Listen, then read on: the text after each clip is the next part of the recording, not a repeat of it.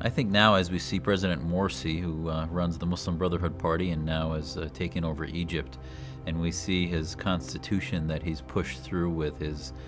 so-called constituent assembly, I think it demonstrates that the fight is all about freedom versus political Islam. And they say that this constitution is about democracy, but the Muslim Brotherhood has conveniently defined democracy as election of the majority, and it doesn't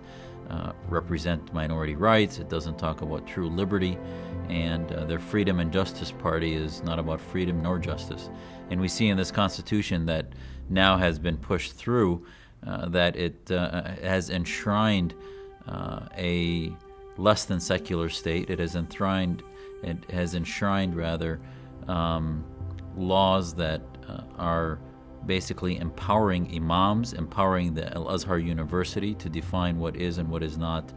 Islamic law, what isn't and what is not state law, and has empowered basically a ruling elite of scholars or Islamic jurists to basically be the end decision makers in Egyptian society. And I think ultimately, while the Muslim Brotherhood may feel vindicated about the recent 2-1 vote in favor of the Constitution, what we're going to see is slowly their economy is going to continue to deteriorate. They're going to have more and more challenges where the people will end up back on the street for Revolution 2.0, Revolution 3.0, and ultimately,